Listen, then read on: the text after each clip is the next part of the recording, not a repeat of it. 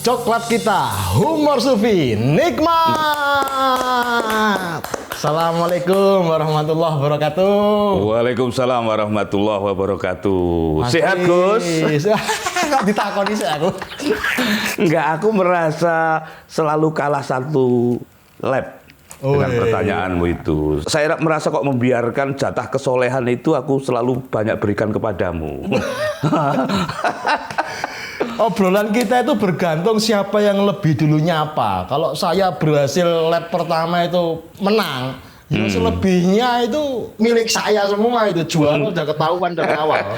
Aku menduga itu. Jadi itu bukan persoalan kedermawanan, itu persoalan kuota jatah yang tidak engkau ikhlaskan menjadi milikku. Itu persoalan. Ketika saya bertanya sampean sehat Mas, itu saya kan sudah langsung memegang kejiwaan Pri-GS bahwa kesehatannya ada di tangan saya gitu loh kira-kira. Itu syirik apa enggak ya? Orang berpikir gitu itu ya. Aduh, pertanyaan itu terlalu berat. Itu nanti yang jawab sufi beneran sajalah. Kita ini kan sufi pesanan. Iya, kadang-kadang kita sakit itu kan ya ke dokter atau lebih cocok mungkin ke tabib, pengobatan alternatif. Atau kembali kepada tradisi lama orang-orang tua kita dulu pernah dipeseni apa, diwasiat apa, sakit apa, begini, sakit apa, begitu, ya kan? Tapi seringkali kemudian kita merasa sembuhnya gara-gara itu, bukan gara-gara Gusti Allah ya Mas? Oh, jadi syirik itu persoalan orientasi, bukan persoalan instrumen, ya? Oh, iya gitu ya. Instrumen itu kan boleh luwes apa saja, tetapi tidak mengubah orientasi. Nah, kalau itu jawaban sufi, bener begitu itu. Itu jawaban saya apa jawaban sampean tadi ya? Ya aku tuh ya, jelas tuh ya.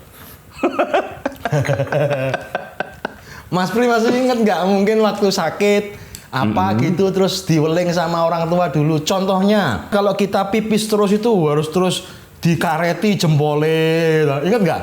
Atau mungkin bawang dideplok, ditempel di jidat untuk obat sakit panas dan lain sebagainya itu Mas. Ya bukan ingat lagi, itu literatur kesehatan kita waktu itu. Hanya itu.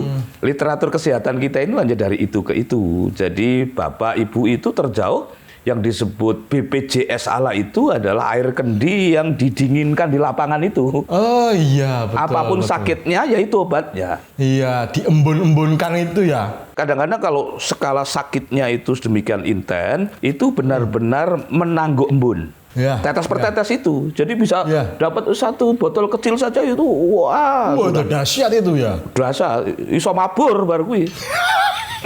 Jadi sakit-sakitnya penduduk bumi masih bisa dimintakan pertolongan kepada Allah dari makhluk-makhluk langit ya, berarti itu ya. Iya, kan. Abot iki, abot iki. Karena sebetulnya kan bumi itu hanya interval saja toh. Tapi pusat-pusat segala pusat itu kan masih langit tan. Oh, tane kok belakangan kayak pengen ngomong setan gitu ke saya, nggak enak ya. Secara matra bahasa kan tidak titik itu, hanya langit itu ya. Nah, sekarang kedekatan kita kepada langit itu yang butuh diintensifikasi kan, apalagi di era pandemi ini. Ini kalau kita tidak melangit-langit kan berat. Bumi kan sedang chaos ini. Chaos bumi itu bahkan di tingkat pemerintah kota dengan kepala dinasnya atau kepala rumah sakitnya. Sejak komunikasi itu bisa agak terhenti. Butuh drama dulu. Kita ini semuanya punya Facebook, punya Twitter, punya WA. Tiba-tiba kok ada jenis komunikasi yang jauh gitu loh, Gus. Padahal itu adalah orang-orang yang punya otoritas penuh untuk telepon ini, telepon itu. Iya. Dan itu telepon jam 3 malam pasti diangkat kalau yang telepon itu dan yang ditelepon itu. Jadi bumi ini sedang sangat tidak manusiawi di hari-hari ini. Maka kita butuh energi langit. Bumi juga sedang menyembuhkan dirinya sendiri dan butuh pertolongan langit. Gitu ya. Terus kekuatan doa kalau menurut Mas Pri di mana? Dan bedanya dengan mantra iki apa? Wah, iki obrolan top iki. Wah, seluruh pertanyaan aku bisa jawab karena tidak ada jaminan jawabanku benar. Nah, itu enaknya jawab dengan merdeka itu. Jadi doa itu penegasan kehambaan dan keberserahan tertinggi. Ya, ya. Karena ikhtiar itu ya pantas-pantas saja, Gus. Segala cara ditempuh. Ya, ikhtiar itu hanya bentuk kerendahan hati seorang hamba saja. Jane ora patek perlu ikhtiar itu kalau mengingat kebesaran Tuhan itu kan. Sistem yang sudah ada sejak Lauhil Mahfudz ya. Semuanya sudah tertulis, tersurat, kita tinggal menjalani. Tapi karena kita tidak tahu isi dari Lauhil Mahfudz tadi, segalanya itu kepastian, tapi kita tidak tahu, yang kita tahu itu kemungkinan, maka kita perlu ikhtiar gitu ya. Ya, ikhtiar itu protap sajalah. Ya, tetapi kekuatan ikhtiar untuk membongkar seluruh kemungkinan itu kan ya tidak kuat pasti. Kalau Mas, kita belum lagi meminta tolong kepada masyarakat langitan, kita lebih dulu bercengkrama dengan sesama masyarakat bumi. Itu apa iya harus selalu didefinisikan sebagai syirik toh? Contohnya, dulu itu kan orang benar-benar diajari sama orang tuanya untuk menghormati pohon. Ya. Jangan pipi sembarangan lah, jangan inilah, jangan itulah. Tapi oleh masyarakat modern itu dianggap sebagai animisme, dinamisme, bahkan syirik. Yang terjadi sekarang pohon tidak lagi dihormati, malah terus ditebangi sembarangan, Mas. Iya, saya tidak mengerti kebenaran sinyalemenmu itu. Tetapi yang saya meyakini itu penduduk langit itu sangat menyukai penduduk bumi yang rendah hati. Oke. Berarti masyarakat langit itu suka sekali pada saya ya? Oh, aku kan lebih rendah dari kamu, jadi lebih menyukai saya dulu. Nah, jenengan jiwa raga rendah itu. Kepada penduduk bumi yang dimakmurkan oleh sesama penduduk bumi, yang mengerti bahwa masyarakat langit itu sangat gemar melihat penduduk bumi yang memuliakan sesama penduduk bumi itu. Oke. Memuliakan seluruh keragaman bumi itu. Itu baru ijazah langit dibuka. Wah, ya. Damai di langit, damai di bumi. Ya, itu satu paket. Jangankan kok kepada sesama manusia, kerendahan hatian penduduk bumi itu malah dianjurkan kepada soal-soal yang sangat sederhana. Kadang-kadang kepada semut. Semut? Bayangkan, semut itu sampai menerbitkan tawa rohaninya Nabi Sulaiman alaihissalam. Oh iya, betul. Jenengan makanya ngobrol juga sama semut, sama nyamuk, sama laba-laba. Itu karena jenengan mewarisi kearifan itu ya, Mas? Oh iya, itu. Lah gimana orang albumnya sudah disediakan? Masa kita pura-pura pinter aja? Enggak, gitu kan ya kebangetan. Kita ini sudah enggak pinter, masa pura-pura pinter saja sebagai kerinduan kita untuk jadi pinter itu enggak kita lakukan. Iya. Terus apalagi keragaman apa yang seharusnya menjadi modal kita bercengkrama dengan sesama penduduk bumi? Ya, itu yang kemudian agak direduksi tapi agak benar gitu ya. Karena ini bahasa terdekatnya yang muncul sebagai aksi-aksi memuliakan pohon. Konservasi ekologi itu kan sebenarnya bentuk reduksionisme kepada soal-soal yang sudah semestinya sebetulnya. Sudah semestinya kok masih dianjur-anjurkan. Ya. Itu kan seperti tulisan di WC umum, habis kencing harap diguyur loh. Begini saja kok diperintah. Harusnya kesadaran ya. Yo itu sudah keniscayaan toh Gus. Iya. Jadi memuliakan seluruh keragaman isi bumi itu sudah kewajiban, nggak perlu dianjurkan lagi. Terus modernitas ini berjalannya ke arah mana, Mas? Kok seolah-olah semakin meninggalkan tradisi? Apa toh bedanya antara tradisi sama modernitas itu, Mas? Kan tradisi ini juga modern pada waktunya dan bahkan sampai sekarang pun masih modern. Borobudur contohnya dibangun abad keberapa itu sampai sekarang masih berdiri kokoh. Bangunan sekarang belum tentu umurnya puluhan tahun, apalagi ratusan. Sebetulnya modernitas itu ya tradisi. Yang disebut bukan tradisi itu kalau ia bersifat destruksi. Oke, ini kira-kira begitu. Ya. Jadi seluruh modernisme yang seakar dengan hukum-hukum alam itu tradisi. Itu yang disebut sunatullah. Masa gitu aja kamu nggak ngerti? Loh ini tes-tesan kok. Tes-tesan karena sampai sudah nyuri lab tadi loh. Nanya kesehatan saya harus berhasil merebutnya itu. Coba seluruh modernitas yang sesuai dengan hukum-hukum tradisi itu pasti luhur sekali. Tradisi merusak itu bukan tradisi? Itu destruksi.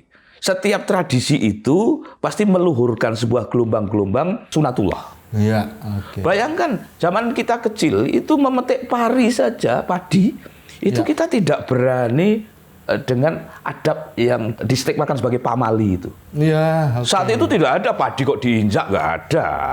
Penghormatan ya kita terhadap sesama makhluk. Iya. Ya. Dan di lesung itu, di tumbuk itu pun dengan ritus. Ada perkusi di sana. ada akapela di sana. Dan seni lesung itu menjadi sebuah demonstrasi musik yang sangat entertaining saat itu. Saat itu Mas, sekarang bagaimana? Loh, itu kan salahnya sekarang kalau sekarang tidak memungut keduluan itu. Ya. Maka kehilangan keduluan di masa sekarang ini menimbulkan gelombang kesepian yang sangat parah. Oleh karena itu bumi keos itu ya. Iya, pasti. Iya. Kalau dulu kita melihat rumah Jawa ya joglo yang menonjol. Mungkin kalau rumah Padang ya bentuknya yang khas itu. Rumah Papua lah, rumah Sulawesi, rumah Sunda itu sesuai dengan geografinya masing-masing.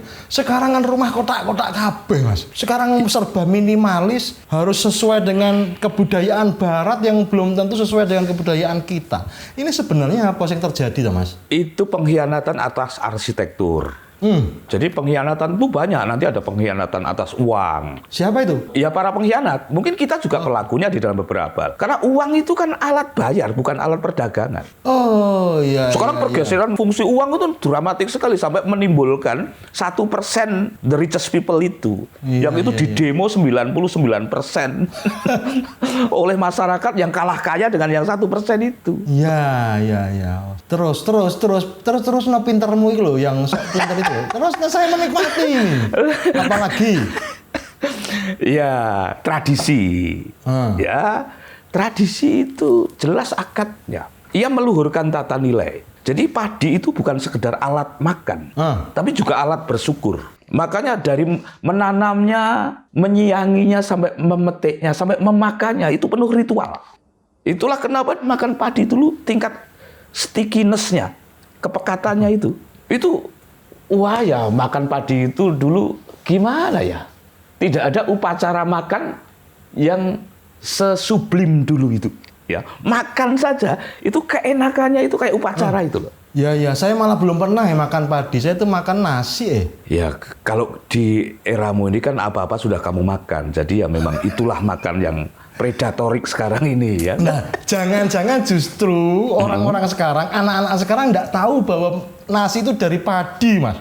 Karena mereka menerimanya dengan sedemikian mudahnya sehingga penghargaan kemudian mulai berkurang. Tidak lagi menghargai proses. Dari pembibitannya lah, dari kemudian pengolahannya di sawah lah, dari mulai panennya lah, dari mulai prosesnya panjang sekali. Itu anak-anak kita jangan-jangan sekarang pengetahuannya tidak sampai di situ sehingga terjebak pada segala sesuatu yang serba mudah. Ada dua persoalan penting kalau kita melakukan perbandingan dengan generasi sekarang ya. Kita juga harus fair kepada generasi sekarang ini yang mereka punya beban-beban tersendiri yang itu bukan beban kita. Mereka juga dianugerahi sebuah kelebihan-kelebihan tersendiri yang itu bukan kelebihan kita. Maka kepada kekurangannya kita bantu anak-anak kita tanpa kita merasa superior dibanding generasi baru ini. Karena generasi baru ini kan ujiannya nggak kalah berat daripada ujian kita itu. Ya. Maka tugas kita orang-orang tua yang mulai akan lapuk ini adalah untuk meluhurkan tata nilai yang memang tidak boleh tidak luhur tata nilai itu. Iya. Dua itu tadi apa? Jangan tuh ngomongnya panjang lebar, duanya nggak diterangkan. Aku sudah lupa lagi. Aku tadi ngomong apa ya? Yang itu dua itu. Dua hal yang membedakan antara generasi dulu dengan yang sekarang itu apa? Ini aku sebetulnya sudah otakku sudah melakukan perpindahan zonasi kayak pendidikan itu. Tapi duanya aku cari-cari aja lah biar bebas terserah, mau nggak nyambung ya nggak apa-apa, cara-cara kita sendiri. Jadi satu hal, anak muda sebagai korban. Ya, korban chaos keadaan ini. Sehingga mereka terputus mata rantainya dari kearifan-kearifan semesta itu. Saya tidak menyebutnya kearifan masa lalu. Seolah-olah kalau masa lalu itu kerjaan orang tua yang meromantisasi masa lalu gitu ya. Iya, betul. Ini menimbulkan sinisme, tuwe lu. Karena kira-kira anak muda itu. Bukan kearifan semesta, orang tidak bisa lepas dari itu kan. Termasuk anak-anak muda apapun milenial atau kolonial atau apalah. Doa makan itu nggak bisa diubah. Bayangkan makan saja langsung dikaitkan dengan neraka. Iya, betul. Sambil mengentertain itu, kita sudah harus diancam oleh kesadaran kosmik gitu ya. Lah kan ya, gimana? Itu kearifan yang memang tidak bisa ditawar-tawar. Iya. Sebenarnya kearifan semesta pun bisa berlaku sampai kapanpun ya. Ketika mengalami pengkinian terus-menerus ya. Diproses terus-menerus ya. bagus bahasamu itu. Tumben kamu itu agak cerdas. Ya. Ini sudah mulai labnya sudah mulai saya balap ini. Mengkinikan. Mengkinikan tata nilai itu agar tata nilai itu terus bergerak. Menjadi milik siapa saja. Tidak hanya generasi sekarang, juga generasi mendatang. Rasa hormat kita kepada tumbuh-tumbuhan. Rasa hormat kita kepada keragaman hayati. Di siaran kita yang lama itu kita sudah pernah mengkrisiskan nasib capung. Ya, betul. Nasib kunang-kunang. Kunang-kunang ini sudah hilang nih. Jangan dikira kalau kunang-kunang itu lenyap, lalu hukum kosmik itu tidak terganggu. Wah, sangat terganggu. Iya, betul. Itu belum lagi bercengkrama bergaul dengan masyarakat bumi yang tidak tampak ya Mas. Wah, yang lebih menakjubkan kan itu. Ada aliran ilmu pengetahuan yang namanya menyanologi.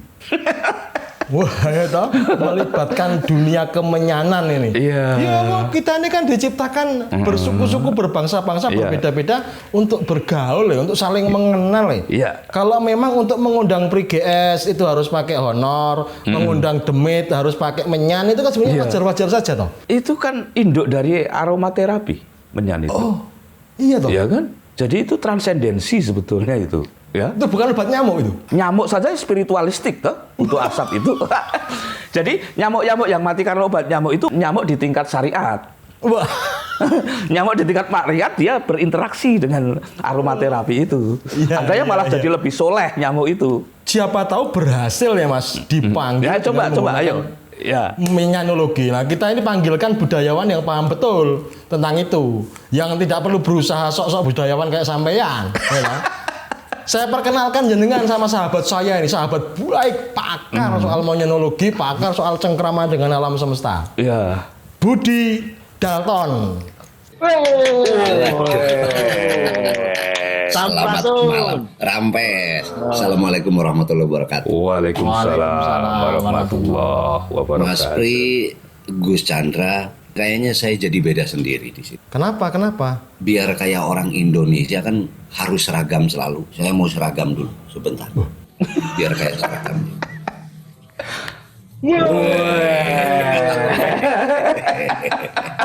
Ustaz Budi Dalton ini. Kalau tadi itu kayak budayawan, sekarang itu kayak petugas KUD. Mas Pri. Oh iya. Itu keramat loh petugas KUD itu. Itu menyangkut lumbung kerakyatan. Wah, ini dahsyat sekali loh. Iki Mas Pri wis salah maning. Oh. Sing bener KUD ini Koperasi Unit Dalton. Nah, sudah punya sendiri saya. Gitu. Gimana Gus? Sehat, Mas Pri? Sehat. Alhamdulillah. Kan datang tumben nggak kelihatan tatonya. Loh, ada ini. Lah ini bukan tato lah ini. Ini apa itu? Tanda semenjak lahir. Kok seluruh badan tuh penuh dengan tato? Gimana dulu ceritanya itu? Mungkin kan pernah melewati masa-masa zaman saya ya tentunya jauh sekali dengan Mas Pri. Gus Chandra nggak tahu ya saya umurnya. Tapi sekitar zaman itu Iya. pernah tergiur mungkin ya dengan satu zaman terbawa arus bahwa budaya seperti ini, tradisi ini keren saat itu mungkin. Tiap manusia mungkin pernah merasakan zaman itu. Nah, kebetulan waktu zaman saya kayaknya lagi keren tuh orang ditato kayaknya gitu. Berarti pada waktu itu Pri-GS termasuk yang nggak keren ya? Nggak ada tatonya. Begini, kamu belum mengerti masa laluku dan kamu belum mengerti jenis usahaku karena masa lalu itu. Aku pernah berusaha laundry tato, tahu nggak? Laundry tato.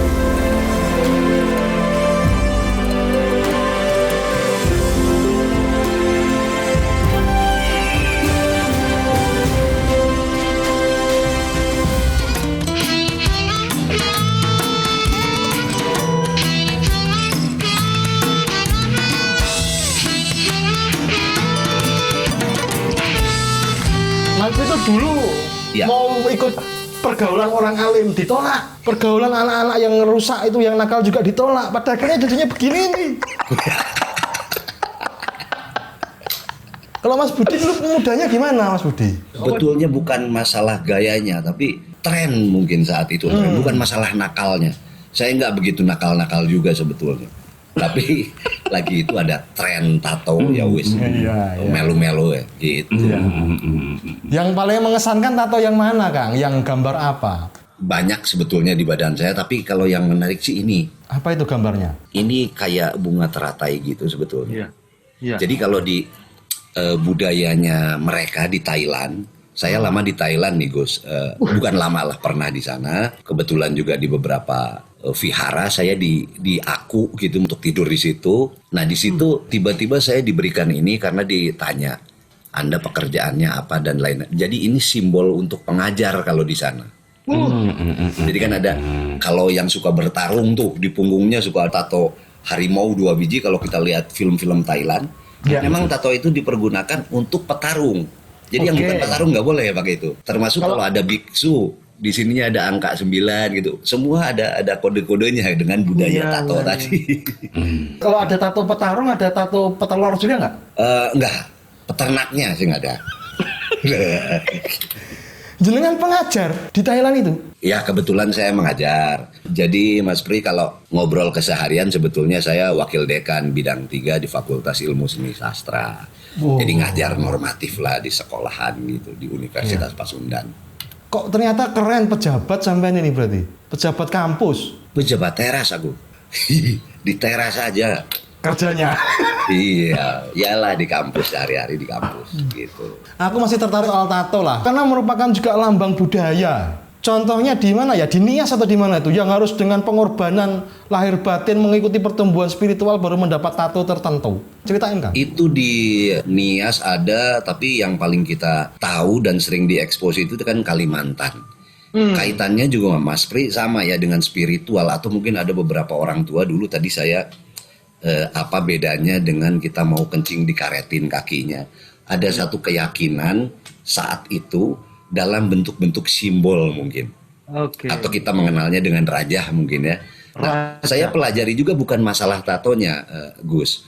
Kenapa sih di sini harus ada bunga terong? Kenapa saya nggak berhak pakai bunga terong? Orang Kalimantan. Termasuk waktu di Thailand. Itu gambarnya bagus sekali, saya bilang. Saya ingin pasang di sini. Loh nggak bisa. Kamu bukan biksu, katanya gitu. Oh iya. Rupanya ekspresi budaya gitu yang mencerminkan ritual dan spiritual setiap daerah saya pikir beda-beda gitu. Yang anehnya saya kan bukan budayanya Thailand, tapi kok saya pengen ikut-ikutan. Jadi sih ngora bener mas saya sebetulnya. Saya coba-coba pakai ikut budaya orang lain. Iya. Di antara tato-tato yang sampean punya di sekujur tubuh itu, mana prosesnya yang paling menyakitkan atau yang paling terkenang sampai sekarang dan sebagainya? Tentunya kalau ngobrolnya sakit, rasa itu sebetulnya sakit kalah oleh ego saat itu. Hanya saja kalau sakit secara fisik tentu di tempat-tempat yang geli atau sensitif, ya di situ lebih sakit. Contoh misalnya di balik lengan di sini atau di sini gitu. Pastilah kalau di mana Gus Chandra digelitikin orang, di situ pasti akan lebih terasa. Jarum iki bukan telunjuk loh. Iya. Betul. Sponsornya Jarum betul. Mas Pri kok terkagum-kagum gitu? Ini memang tamunya istimewa ini. Tamu-tamu humor sufi itu selalu mengagumkan. Mengagumkan ya mas. Dan kepada orang yang mengagumkan itu, diam adalah bahasa pilihan. Lah apa kita berdua diam saja biar Budi Dalton ngoceh sendiri? Loh gimana? Saya kan nunggu ditanya iki. Ya boleh. Mas Pri apa saya? Oh, saya kalau sama Budi Dalton ini ngobrol bisa lupa waktu betul. Dari jam 8 malam sampai jam 8 pagi itu masih wah. Kang Budi tolong diterangkan soal tato tadi masih saya. Ini kebudayaan tua ini soalnya.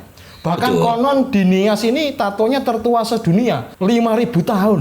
Tapi tadi dikaitkan dengan raja. Raja ini kebudayaan macam apa toh? Justru ini saya malah ingin tahu nih ya, kebetulan ada Mas Pri juga ada Gus Chandra. di Jawa Barat, sebuah tempat lah, saya nggak usah sebutin tempatnya. Saking nangkalnya anak ini kok dia sampai harus dirajah di sini, kayak mungkin beberapa ayat atau apa itu, entah maksudnya untuk menyatu atau apa, atau ini hanya cuman ekspresi budaya agar anak ini mengingat tentang ayat itu tadi. Tapi kok prakteknya kok sampai begitu? Kita suka tahu ya zaman-zaman dulu Mas Pri, mungkin ada orang Sunda bilang bahwa jimat, isim dengan tulisan segala macam ditaruh di ikat pinggang sebagai jimat lah begitu. Nah ini saking nakalnya mungkin anak tadi kok sampai dirajah, ditatokan gitu. Justru ini juga masih belum punya jawaban. Saya penasaran kalau memang judulnya merusak tubuh itu melanggar aturan, tapi kok ini malah di sebuah tempat melakukan ritualnya seperti itu. Nah, apakah ini memang satu bentuk ekspresi budaya misalnya, salah satu gitu, dengan cara seperti tadi, sehingga sudah tidak mengindahkan lagi aturan-aturan yang normatif di kepesantrenan misalnya. Pokoknya ini supaya nempel deh, dia bilang gitu ya. Itu sampean bertanya? Saya bertanya. Hostnya siapa kok malah sampean yang tanya? Hostnya di situ ya? Oh iya. Ya, narasumbernya siapa? Gimana? Mas Pri coba ditanya tuh, ditanya dijawab sekarang coba. Kira-kira ini Mas Pri, bukan masalah benar dan salah, saya tidak itulah. Hanya saja kok ekspresi budaya ada juga ya yang begitu, dan ternyata kata teman-teman yang sudah pernah ya pergi juga ziarah ke Mekah gitu, juga ada banyak di sana orang yang bergambar gitu saat mereka melakukan ritual ibadah di sana gitu. Ayo Mas Pri, diuji kebudayaan yang sampean pahami sejauh apa? Bukan, ini melengkapi interest sudut pandang saja. Jadi kalau tadi disebutkan bagian dari opsi-opsi kebudayaan, nah kebudayaan itu muaranya itu pasti harus spiritual. Ya.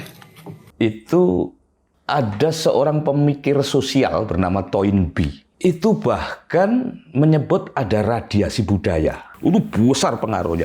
Dan itu di inti dari radiasi itu, di pusat titik lingkarannya itu, menurut Toynbee, ini orang-orang barat ini adalah spiritualitas. Oke, ujungnya di situ ya. Spiritualitas. Sebelum ke lingkar lebih luar bernama etika. Nah, enaknya seniman kayak kita ini, seluruh ekspresi-ekspresi itu selalu diprasangkai baik sebagai orientasi rohani itu. Jadi tataran kita tidak perlu ngobrol sampai ke wilayah fikih ya Mas? Waduh ya, kita bukan fuqaha. Iya.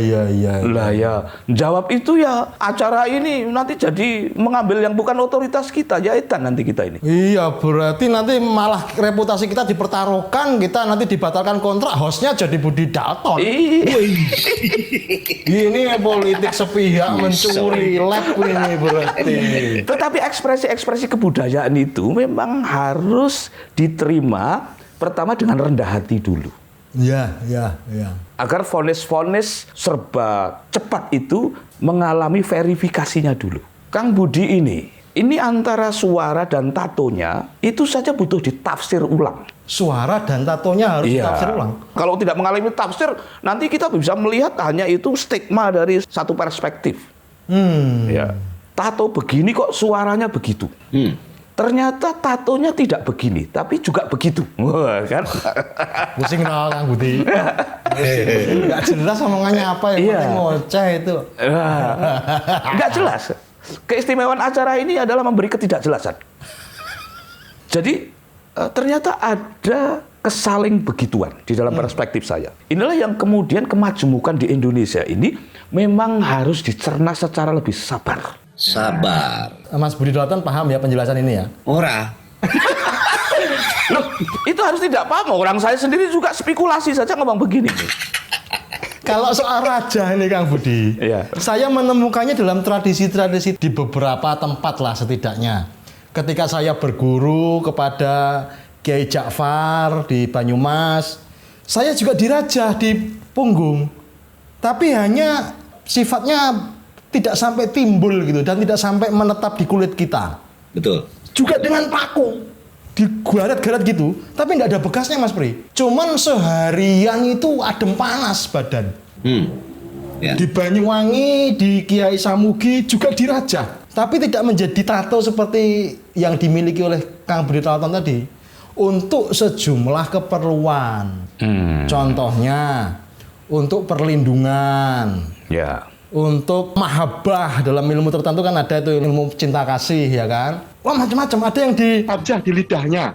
Tapi dengan hanya gerakan jari ya. suruh melet Mas di raja gitu. Jadi pinter ngoceh kan gitu, pinter ngomong kan gitu. Itu saya pikir juga bagian dari perjalanan spiritual kok Mas. Jadi saya lebih pinter ngoceh daripada Mas Pri karena dirajah lidah saya. Oh, Kalau pengen lebih pinter lagi toh Gus, jangan cuma dirajah, disilet itu lidahmu itu. Ekspresi kebudayaan Kang Dalton berarti ini. kalau tadi saya dengar bentuk raja dari Gus Chandra dengan paku, itu sudah terjadi luka, itu kan proses tato itu sama, tinggal masuk tintanya. Oh. Jadi sekarang ini ada jenis tato yang dia itu hanya dilukai saja, tanpa tinta. Jadi gambarnya itu adalah luka, tanpa warna, tanpa apa, ada juga itu sistem modern. Jadi kita bukan terjebak, cuman raja dengan tato itu saya pikir sama aja dilukai gitu. Yang jadi masalah sing siji pakai tinta, yang satu nggak dikasih tinta gitu, sama saja mungkin. Gitu. Justru yang saya ingin tahu kenapa mesti pakai raja tadi gitu. Untuk Ya supaya sampean. kita kuat gitu. Sampean harus menerangkan, justru yang bertanya bertanggung jawab. Karena ini siapa tahu misteri tentang aksara. Aksara ini kan bagian sangat penting dalam kebudayaan, tak Mas Pri? Ada aksara Jawa, Hono Coroko, ada huruf Arab yang huruf hijaiyah itu.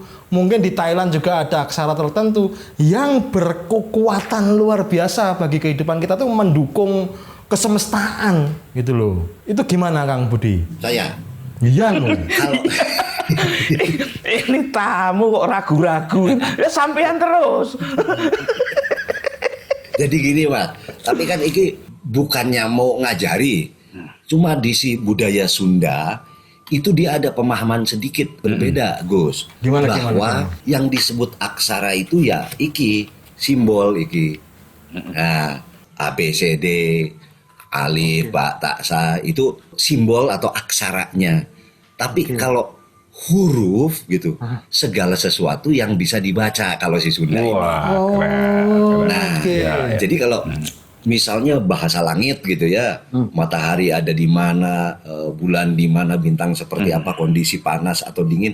Nah, itu huruf. Katanya huruf sing urip untuk hidup. Jadi hirup hurip dina huruf.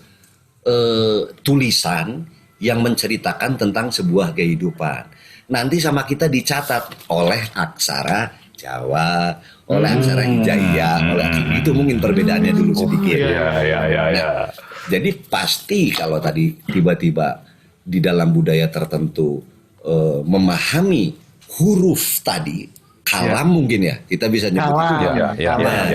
Si kalam ini difahami, kalam ini kan mau dituliskannya oleh alfabet bisa, oleh Jawa Kawi bisa, oleh apa bisa. Ya sebetulnya begitu. Ekspresi budayanya mungkin nempel di tubuh, mungkin begitu kalau menurut saya. Ini sedikit perbedaan aja mengenai tadi kita bicara aksara gitu. Ini tidak sekedar sedikit, ini banyak sekali karena ternyata kita tidak tahu bedanya antara aksara sama huruf. Nah, tadi Gus Chandra sudah menyinggung soalnya. Ada Iya. hana caraka. Loh, itu di Sunda juga sama. Ada ya? Ada. Oke. Tapi itu disebutnya huruf. Iya, hana iya, caraka ini hurufnya. Gitu. Nanti kita akan tuliskan pakai aksara apa gitu. Sama lah bahasanya. Kalau kata orang di sana, Sastra Jendra Hayuningrat Pangurwating Diu gitu. Sama. Judulnya sama. Kitabnya pun saya yakin sama itu. Cuman hanya kita berdua yang paham, Mas Pri nggak paham gitu-gitu. Lah, ya wis, kita sekarang ngebedah Jalalain aja kalau gitu. Aku lebih tidak paham itu. Ini Kalau dalam kebudayaan Sunda, Kang, hana caraka itu ada maknanya nggak? Ha atau itu apa? Oh, jelas Na sama. apa? Betul. Ha itu hidup gitu ya. Ha, na itu api gitu. Ra itu matahari atau sinar. Ca itu cahaya. Ta itu ada semua. Itu kalau dijumlah itu ada 20 huruf. Hana caraka gitu ya. Ya. Dan 20 ini sifat Oke. Jadi tidak ada wujud, tapi sifat. Panas, gitu loh.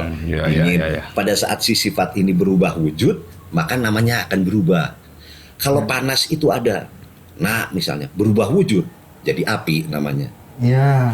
Gitu. Kadang-kadang ada rasanya aja kan, ada panasnya aja, tapi apinya nggak ada gitu. Nah, kalau huruf tadi itu panasnya, gitu loh. Sekarang contohnya piring. Piring ini terdiri atas pa, ra, nga. Apakah bisa dimaknai pa itu apa, ra itu apa, nga itu apa, kemudian menjadikan makna sesuai dengan makna piring? Bisa, hanya saja kebendaannya tentunya kebendaan zaman naskah-naskah dulu. Jadi kalau piring, kita kan harus search dulu nih, piring itu dari tahun berapa sih kita memakai kata piring. Apakah piring ini untuk menamakan sesuatu di dalam bahasa komunikasi atau ada kaitannya dengan kesemestaan. Kalau misal ca, ha, ya misalnya. Ya. Nah, cara membacanya itu kalau orang Sunda, kalau ada huruf ya dibacanya i. Kalau ada huruf wa dibacanya u.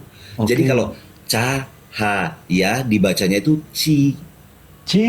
Ya, cahaya ini atau ci itu pantulan dari sinar katanya, dari ra. Sinar itu kan intinya.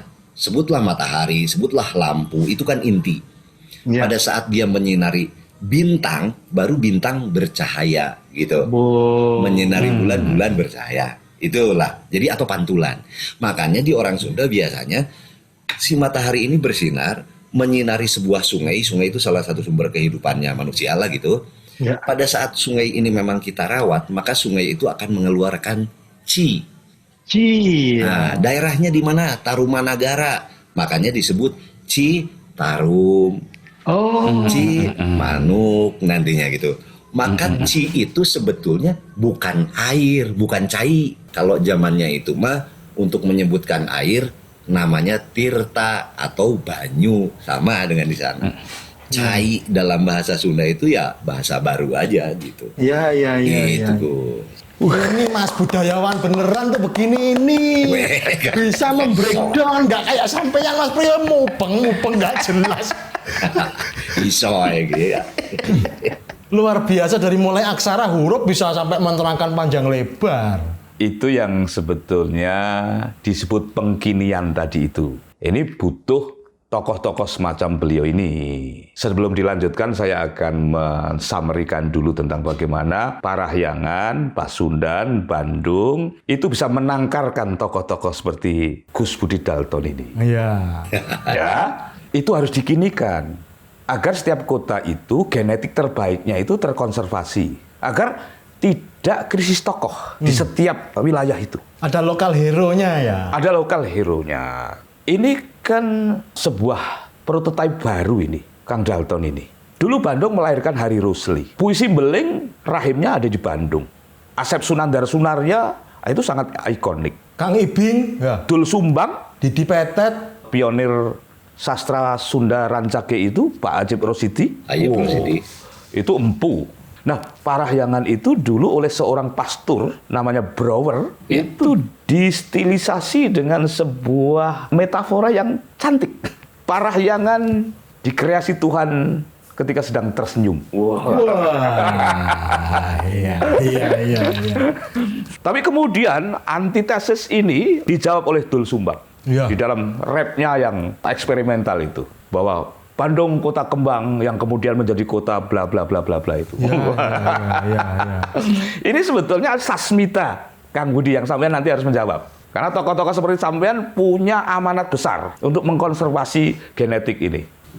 Apa daya bentuk Parahyangan yang harus diawetkan agar tokoh-tokoh seperti Kang Budi Dalton ini terus dan menjadi oasis. Ya, di masing-masing kota kita setidaknya. Kalau Indonesia masuk ke Bandung, ya mendapat oasis ala Bandung. Begitu juga ke Semarang, ke Solo. Wah, itu Indonesia kaya raya itu. Tolong dijelaskan Kang Budi. Kang Budi ini dari tadi saya lihat kok mencatat terus nih. Berarti memang seorang pencatat yang luar biasa, pemerhati betul. Iya, menarik apa yang Mas Pri bilang barusan. Apalagi tadi ya betul mengenai Brouwer, lalu di counter sama ya sebutlah tokoh-tokoh baru Dul Sumbang dengan lagunya. Di Bandung itu alhamdulillah sekarang memang kalau secara fisik jalan sudah tidak ada yang berlubang.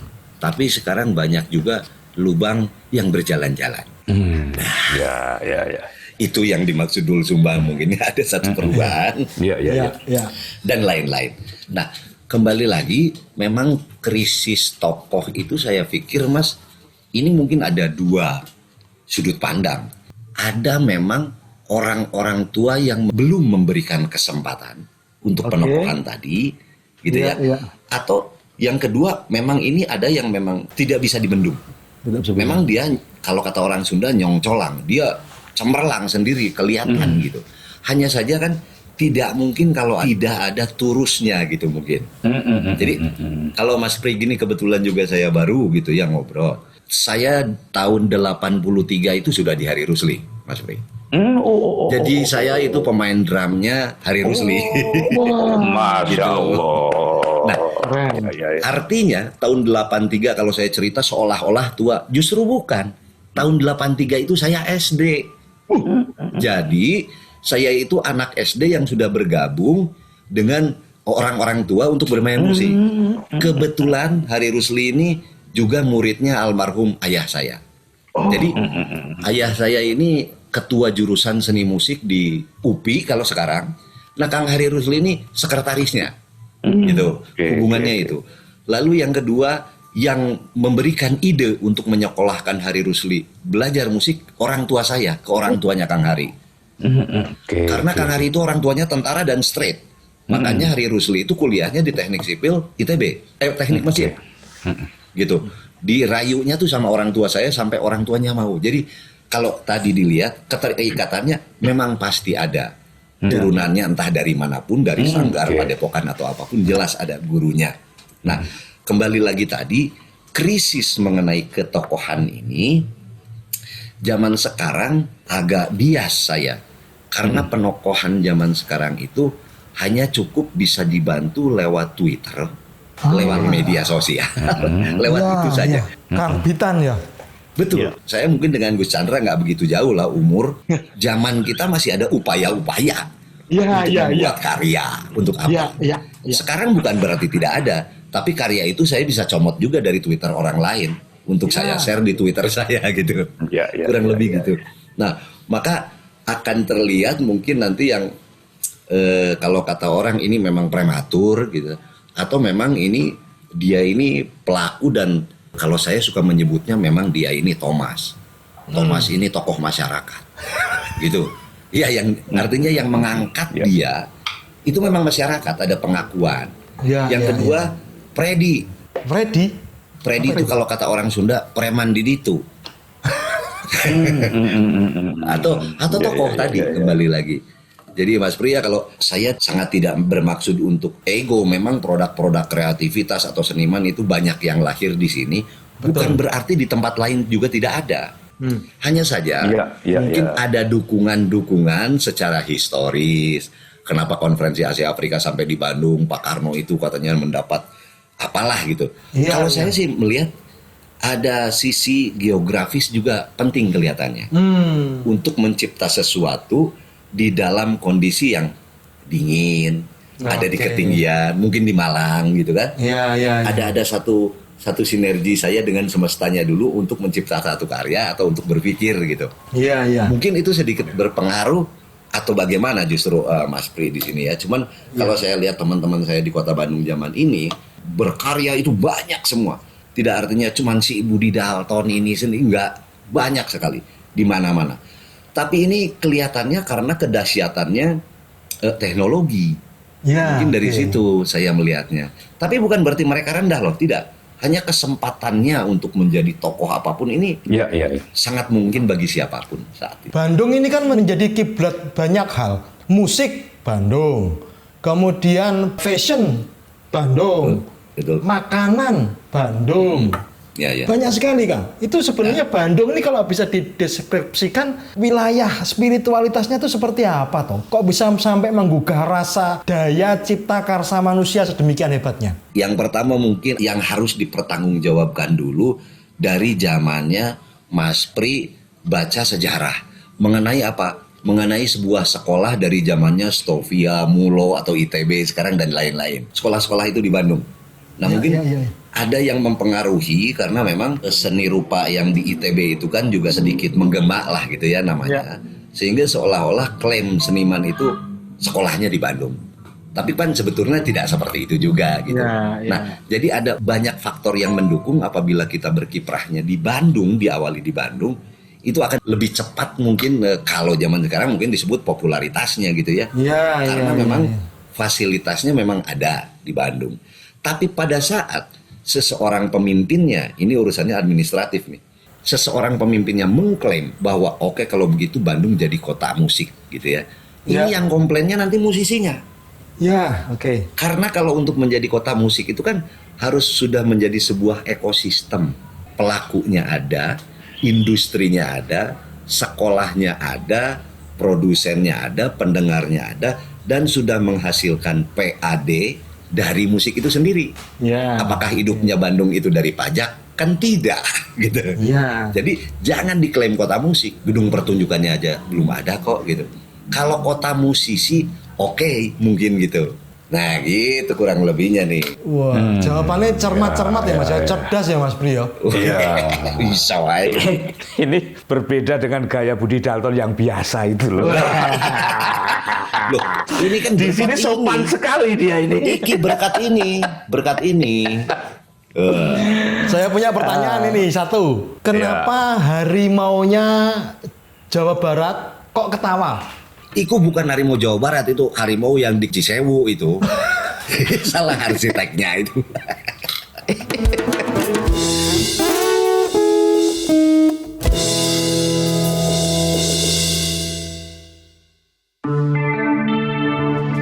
Jarum coklat saat tepat, saat melepas gundah hati.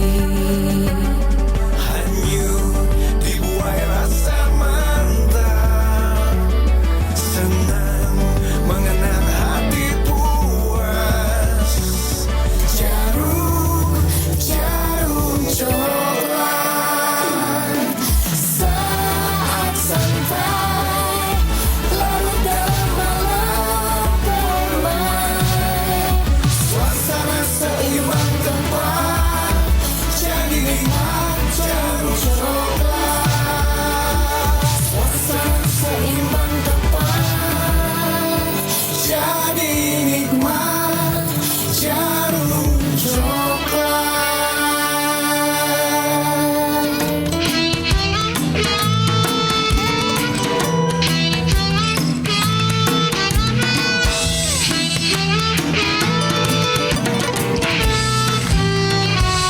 Sebenarnya profilnya orang Jawa Barat itu kayak apa toh Kang?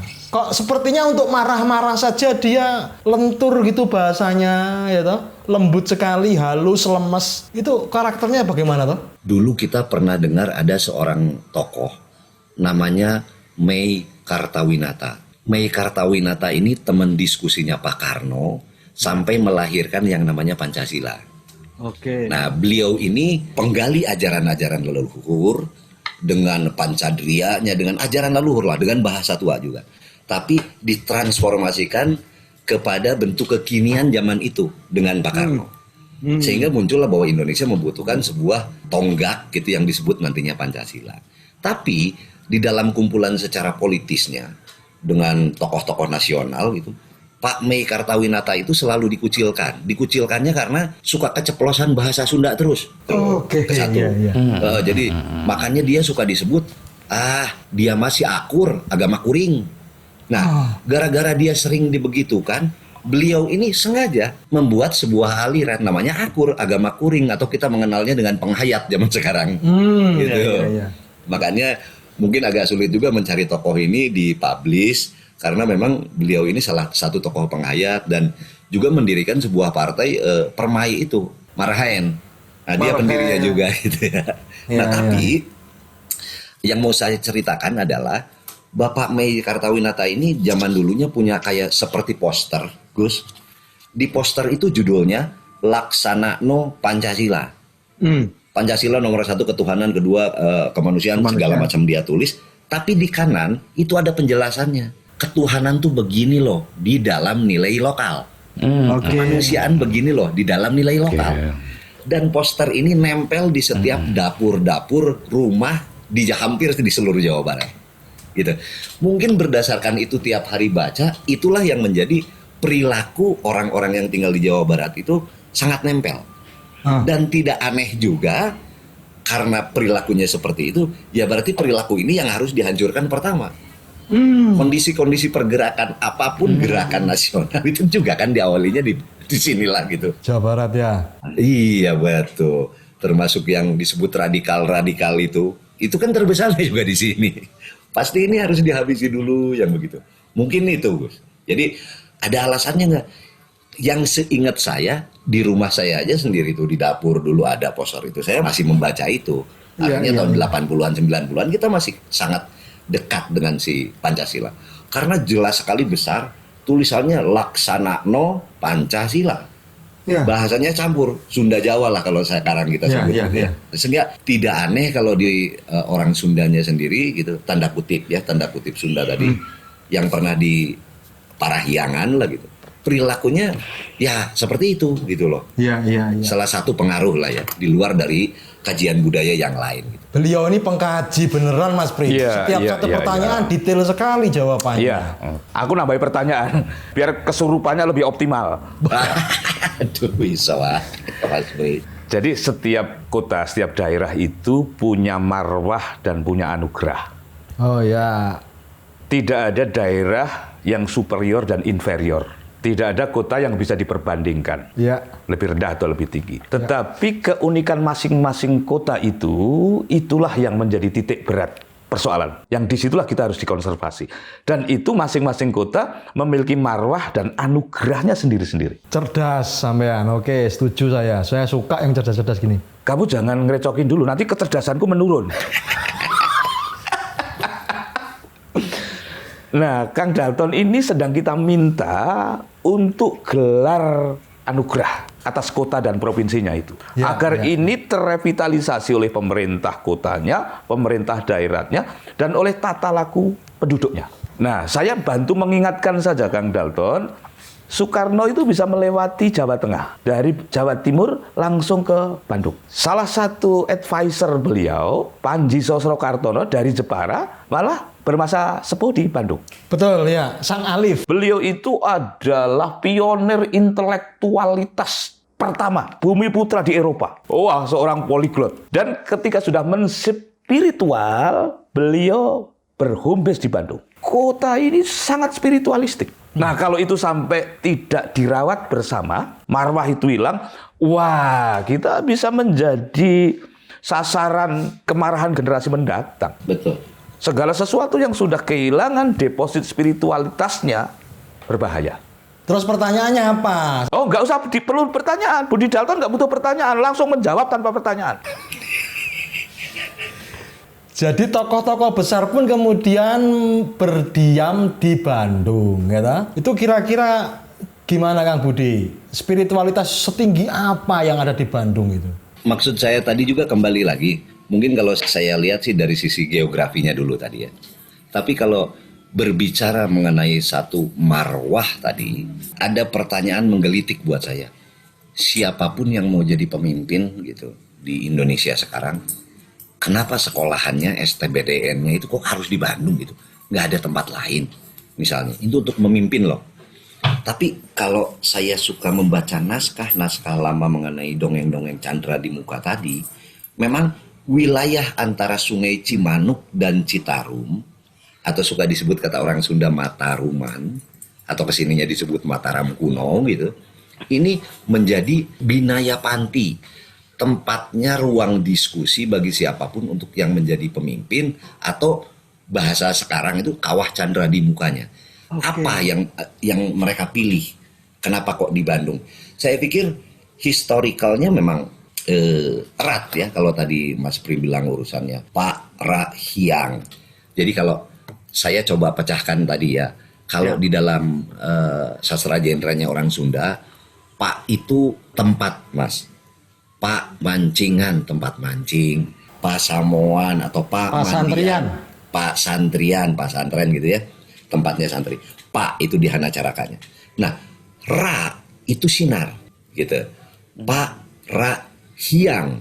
Hyang itu sesuatu yang tidak ya paham lah pasti. Yang tidak ada wujudnya dia tapi yang maha besar. Ya, ya. Jadi sinarnya itu tempatnya ada di sini. Di sini itu di mana? Kan pertanyaannya begitu. Ya. Kalau menurut saya karena ada dataran-dataran tinggi yang dianggap secara spiritual untuk melakukan sebuah ritual lebih dekat dengan dia. Dengan langit. Ya, makanya gunung menjadi salah satu opsi lah untuk melakukan kegiatan ritual seperti itu. Nah, kalau kita berangkat kepada yang barusan, kenapa para Hyang? Satu, secara spiritualnya itu akan dapat. Oke. Kedua, ritualnya. Ritual ini yang bentuknya macam-macam nih. Kreativitas di dalam ekspresi ritual itu kan beda-beda. Ciri sabumi, cara sadesa, katanya tiap bumi beda-beda cara ritualnya. Tapi ini akan sangat mendukung kalau didukung dengan saya ini ada di titiknya loh, gitu, di titik tertingginya misalnya begitu. Epicentrumnya. Epicentrumnya sebut aja begitu. Sebut aja Gunung Krakatau. Krakatau itu namanya gunung, tapi ketinggiannya itu 300 di atas permukaan air laut. Kota Bandung itu bukan gunung, tapi ketinggiannya 600. Jadi sebetulnya Bandung dengan Gunung Krakatau itu masih tinggi Bandung. Apalagi kalau di Bandungnya waktu itu masih ada gunungnya. Ya. Gitu. Kita kejebak dengan istilah Krakatau itu namanya gunung, jadi seolah-olah tinggi. Padahal enggak, dia 300. Gitu mungkin kurang lebih. Wah, keren. Ini sufi bener ini yang kita undang ini. Loh lah iya toh ya. Wah, kacau. Kita ini kan juga sufi bener, makanya mengundang sufi bener. Enggak. Jadi kalau saya dianggap tadi terlalu serius, karena akhir-akhir ini di masa Covid, Mas Pri, Gus, saya mengisi waktu saya sebetulnya nonton drakor. Drakor. Drama Corona. Wah, pusing saya nonton itu Corona di WhatsApp itu habis lah. Iya. Tapi kan rumahnya kan Budi Dalton ini kan sering kali didatangi teman-teman yang beragam. Bahkan ada yang tinggal. Selama musim corona ini bagaimana rumah Kang Budi? Ya kalau saya sih selalu ikut anjuran yang berlaku kebanyakan. Tapi bukan berarti saya juga menolak orang-orang yang ingin datang ke rumah, tidak lah. Gitu. Apa tuh hand sanitizer gitu ya. Kebersihan yaitu tetap aja dijaga bagi orang-orang yang dekat. Kecuali kalau Gus Chandra yang mau ke sini, loh itu harus tak mandiin dulu kalau dia. Jadi beda, sing-sing beda Mas Pri. Itu nggak cukup dimandiin, diamplas itu. Ya amplas sekalian Mas Pri. Ini Kang Dalton. Jadi terima kasih tadi penjelasannya itu. Karena itu menyemangati kita tentang sebuah tesis besar bersama.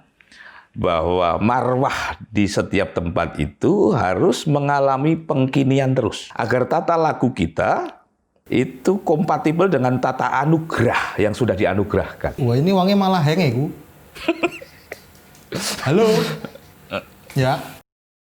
Mohon maaf ini baterai, jadi komputer saya ini karena saya suka tradisi jadi masih pakai Petromax. Pakai power bank.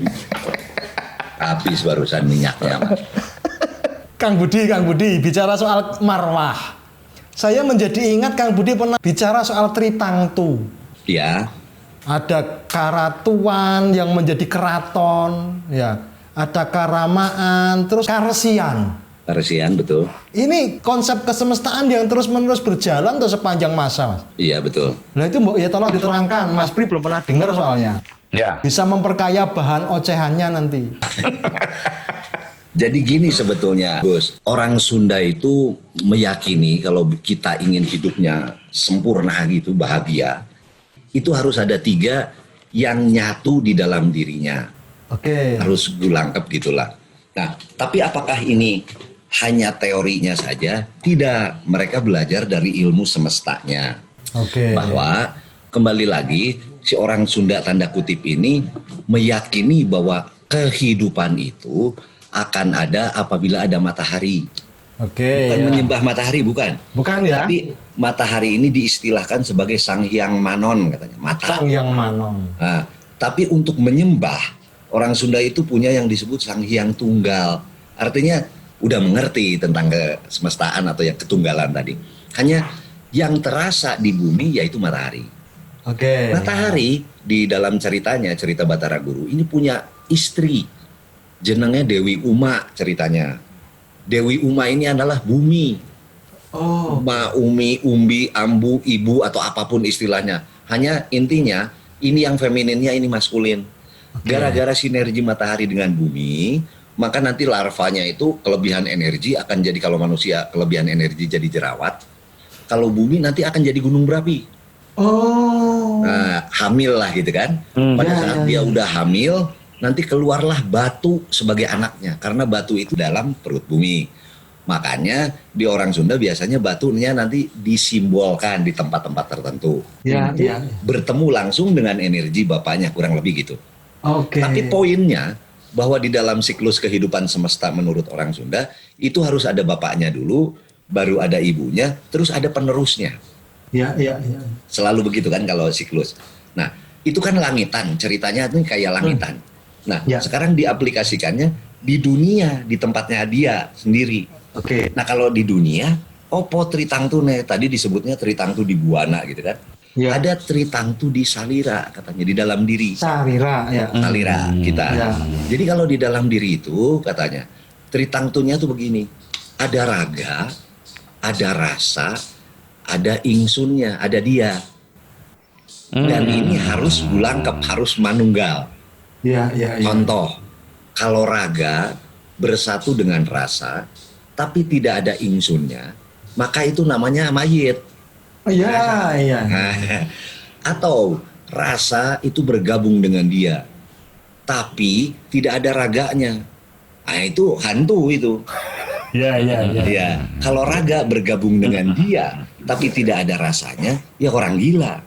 Ya. Nah, jadi manusia sempurna itu ya harus nunggal, gitu. Ya, raganya. Nah, ini juga menjadi satu ajaran yang disebut Sundayana dan diyakini bahwa segala tindak tanduk manusia itu harus dari fikirnya dulu, diucapnya juga, dilakukan juga gitu. Tekad, ucap, lampah katanya gitulah kalau. Ya, ya, ya, ya, ya. Nah, tapi yang menariknya, Gus, konsep ini nanti dijadikan sebuah aturan di dalam tatanan hidup bernegara. Bernegara yang dimaksud adalah hidup bersama-sama dengan yang lain. Kita kan harus punya aturan. Ya, ya, ya. Hidup dengan yang lain itu harus ada nilainya, Ya. atau tadi ingsunnya. Ingsun itu kan nilai, dia itu kan nilai gitu. Lalu ada yang memimpinnya, lalu ada yang mengajarkannya. Atau di dalam istilah Tritangtu di Nagara itu ada Rama, ada Ratu, ada Resi. Resi ini yang mengajarkan, Rama ini nilainya, Ratu ini presidennya lah, pemimpin. Pelaksananya. Atau kalau di dalam bahasa kerennya itu trias politika. Trias ada politika. yudikatifnya, ada eksekutifnya, ada lagi. Begitu kurang lebih. Dan Tritangtu ini aplikasinya di mana-mana nantinya. Di dalam simbol-simbol kebudayaan, warnanya yang mewakili Rama itu hitam, Ratu itu merah, putih itu untuk Resi. Misalnya, Raja Majapahit menyerang dengan bendera merahnya. Itu maksudnya, oh berarti itu Ratu. Karena ada kodifikasi merah di situ misalnya. Oke, ya, ya. Kalau kita ke dongeng-dongeng lama. Nah, Ya, ya. Tritangtu ini menjadi salah satu pedoman bagi orang-orang Sunda yang masih memakai ajaran lamanya tadi gitu. Di antara kita bertiga nih, siapa yang Rama, siapa yang Ratu, siapa yang Resi? Sampai kan hitam. Mas Pri Ya. putih, saya ada merah-merahnya. Lah, ini kebenaran aja. Kalau Mas Pri, itu sudah pasti Rama. Rama itu begini, sila ipis. Kita ingat ya zamannya Pak Soeharto pernah jadi presiden dulu. Ya. Pada saat beliau berhenti menjadi presiden, artinya selesai menjadi ratu. Emangnya controlling negara ini di tangan orang lain itu tetap aja dari dia sebetulnya, yang lain in charge. Ini udah jadi Rama tingkatannya, udah naik lagi. Rama. Cuman bedanya lebih bijak mengeluarkannya. Jadi sebetulnya Rama ini adalah satu kebijakan, yaitu nilai tadi. Nah nanti ini, cerita ini nanti akan dimitoskan, didongengkan. Contoh, Ya, ya. di orang Sunda tuh ada yang disebut Sangkuriang misalnya ya, contoh Ya. Sangkuriang Dayang Sumbi. Di situ Ya. ada satu tokoh tuh, gurunya yang dituakan. Anjing, katanya bentuknya tuh anjing, makanya Sangkuriang anak anjing katanya kan begitu. Ya, Anjing ini namanya Situmang. Situmang. Situmang ini kependekan atau kodifikasi dari Situmang, Resi, Ratu, Rama, Hyang. Hyang itu tunggal.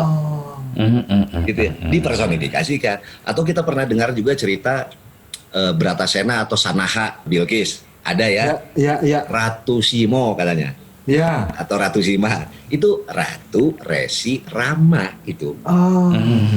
Cuman kan kita terjebak dengan dongengnya bahwa ini adalah sosok gitu kan ya. Iya. Lagi bicara nilai kok, semuanya nilai semua. Sampean menempatkan Prigias sebagai Rama, apakah dia cukup bijaksana? Mungkin bijaksana tapi tidak bijak sini. Ya wes. Waduh. Lengkap ya Mas. Aduh, Tritang iya, itu iya. tuh terus berlaku dalam kehidupan berarti. Dengan istilah-istilah barunya. Seperti tadi trias politika. Apapun lah istilahnya zaman sekarang. Itu pasti akan berbicara tentang nilai, tentang pelaku, tentang yang mengajarkan. Atau jangan-jangan dalam diri kita pun menjelma 3 karakter setiap manusia itu. Ada sisi keratuannya, sisi keresiannya, sisi keramaannya mungkin. Kalau di manusia iya, kan tadi namanya Tritangtu di Salira. Sudah ada jelas di dalam diri kita. Gitu. Makanya kita hidup tuh yang 3 tadi sudah manunggal di dalam diri kita. Tidak akan bisa dilepas sebelum kita nanti mati mungkin ya. Itu kan bagaikan kopi, gula dengan airnya. Kalau udah dikocek ya gula angkep aja dia. Seperti ada guru, ada murid, ada ilmu ya. Ya, begitulah. Ada Allah, ada Rasulullah, ada umatnya ya. Ya, betul. Ada ayah, ada ibu, ada anaknya. Ya begitu. Cerdas aku ya. Cerdas banget ya. Besok tak mandiin langsung ya. Di Curug sana. Keren. Aduh, gitulah. Pengkinian segitiga. Ini reaktualisasi triangle. Oh ini penting. Sampean kulaan ini banyak. Oh kulaan. Nanti kalau seminar bisa diecer, bisa ini balik modalnya banyak sekali nih. Loh tapi konsep kita ini kan sudah amal jariah ya. Jadi. Oh iya. Tapi sosok Budi Dalton yang budayawan ini juga kemudian tidak terlalu terlihat di masyarakat karena yang terlihat ngebodornya. Itu sebenarnya peran seperti apa yang sudah dijalankan oleh seorang Budi Dalton? Kan sebetulnya yang kayak begitu rahasia. Tapi kan tadi ada amanat besar tadi dari Mas Pri. Kang Budi ini ada amanat dari orang tua atau apa tadi ya sebelum bicara. Ya tentunya betul. Saya pasti pernah belajar di mana-mana dan lain-lain. Tapi tidak semua orang suka, Gus. Kalau saya ngomong begini. Dan sangat rentan juga untuk diruntuhkan atau diserang oleh siapapun. Namanya juga ideologi gitu ya. Entah oleh bangsa asing atau siapapun lah yang nggak suka. Maka dari itu ada satu nilai filosofi yang selalu diberikan leluhurlah Sunda kepada murid-muridnya. Yaitu nyumput bumi dinu caang. Lamun maneh geus bisa, kalau Anda sudah paham dan lain-lain, pada saat Anda akan mengimplementasikan ini di masyarakat, kudu bisa, harus bisa nyumput bunyi itu sembunyi yang erat gitu. Dinu caang, di dalam terang. Maka bersembunyilah di dalam terang. Mungkin kalau di acara-acara yang lain tadi tuh saya sedang bersembunyi itu mungkin begitu. Kalau saya di acara yang lain saya seperti kayak begini kan udah habis saya duluan.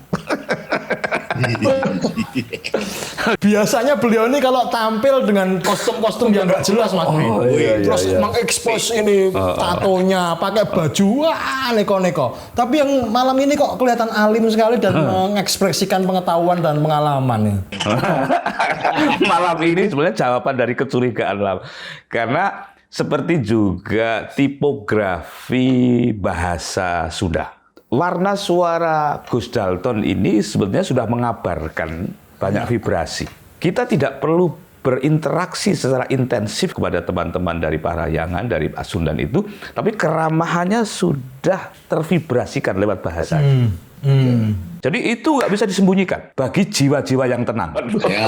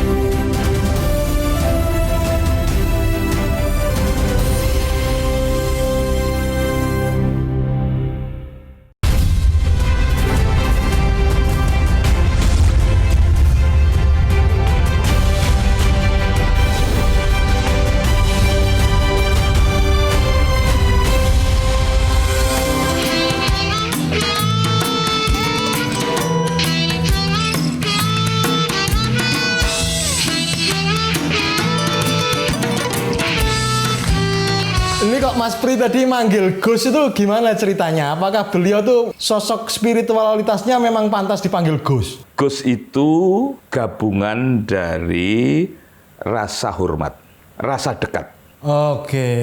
dan rasa doa. Segitiga lagi. Ente ilmu anyar iki, ente ilmu anyar. Jadi begitu saja kok kamu urus loh ya. Loh, karena saya pernah melihat beliau Dicium tangan, Mas. Wah, bisa wae. Sebelum musimnya Covid ya, tapi nggak tahu kalau sekarang. Dan yang nyium tangan nggak sembarang. Orangnya gede, besar, tatonya banyak, pakai cincin, pakai segala, bule. Cium tangan, Mas. Dan itu antri mereka. Karena ternyata beliau ini El Presidente atau presiden dari masyarakat motor besar, Moge. Brotherhood. Jadi memang sosoknya tuh ya pemusik, ya seniman, ya budayawan, ya arkeolog mungkin, ya dukun. Itu sebetulnya juga jangan tertipu oleh atribut-atribut itu. Itu hanya ceruk persembunyian yang lain. Nah, Tetapi pumpung ini sudah menjadi tamu kita, berarti alam sudah mengizinkan. Beliau benar-benar sudah harus mengekspresikan salah satu perintah dari tato di tangannya itu. Ya. Mengajar. Ya.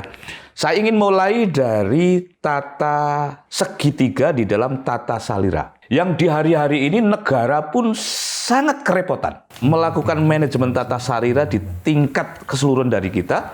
Bahkan mungkin kesulitan itu juga ada di tingkat masyarakat sampai negara.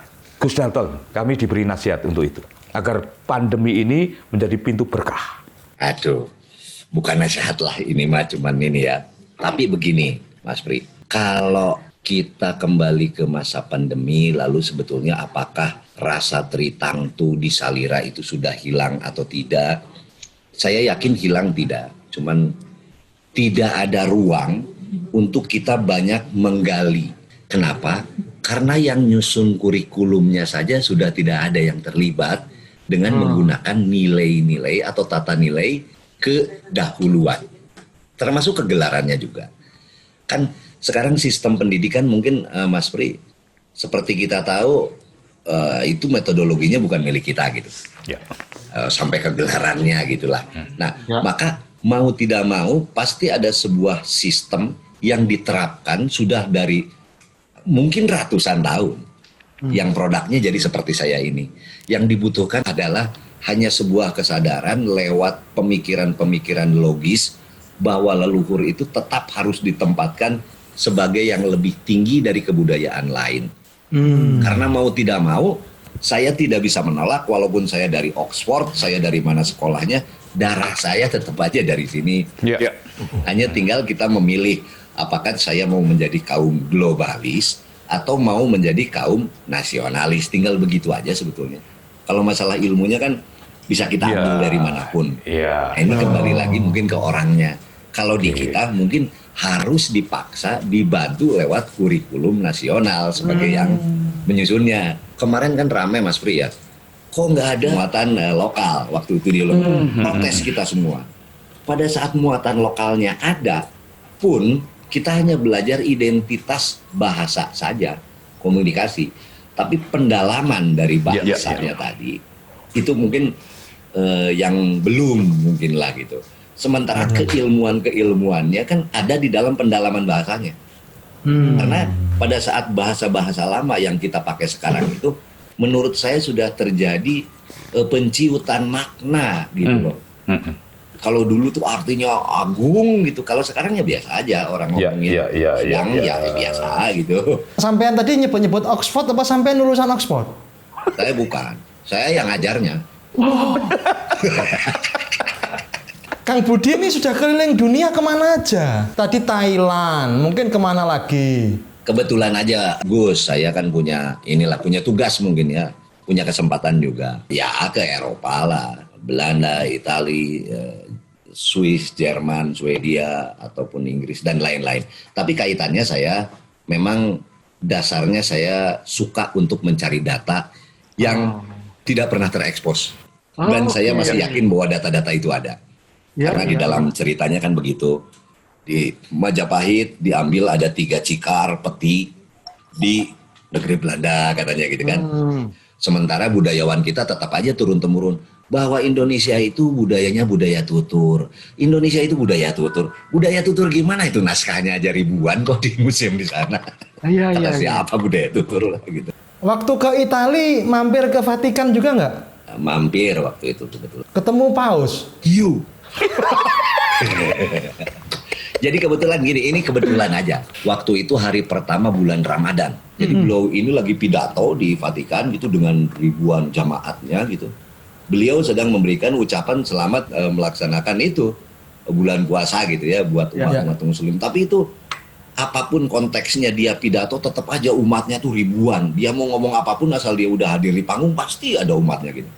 Sehingga ya kesulitan lah untuk menembus dia. Tapi memang kebetulan saya ada beberapa keperluan saya untuk menggali data di perpustakaannya di Vatikan beberapa. Gitu ya, ketemulah dengan beberapa tanda kutip orang dalam gitu. Dan Paus juga ketemu. Ya, sebetulnya ketemulah gitu kalau. Tapi jangan diomongin sama orang-orang ya. Sama aja manusia juga kan. Artinya ada welcome gitu ya. Dari sosok siapapun seperti dengan kita sebetulnya. Tata krama itu ada siapapun. Apalagi ada keinginan tahu, apalagi kedua Indonesia gitu. Sebetulnya mereka sangat tertarik untuk berbicara hal-hal begini dengan orang Indonesia. Hanya kesempatan kita mungkin yang tidak sama saja begitu. Coba Gus ke Belanda gitu misalnya atau kemana gitu, dan tahu Gus Chandra Malik ini adalah seseorang yang suka begini. Nilainya itu akan jauh lebih berbeda dengan Gus berkarya di Indonesia sendiri. Saya penghargaan mereka masih ada lah gitu ya. Ya kita pindah Mas Bri, kita pindah ke Eropa aja kita berarti. Jangan. Lah nanti nasib negara kita gimana kalau kita pindah? Gayamu. Ya, majelis ini hanya menegaskan, ini berkah. Karena orang-orang seperti Gus Dalton ini kemudian harus dipertemukan di dalam majelis ini, di dalam wajahnya yang lain.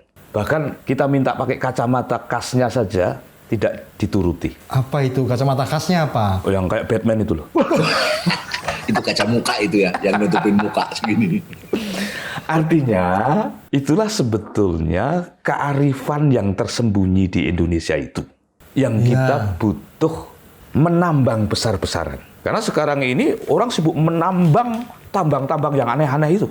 Sampai deposit-deposit prinsipil begini ini terabaikan. Dan pandemi ini menegaskan betapa kekayaan kita yang kemarin itu benar-benar kemiskinan esensinya itu. Dengan satu makhluk berukuran nano saja, seluruh aset kita selesai di dalam hitungan bulan. Tinggal energi apa yang tersisa?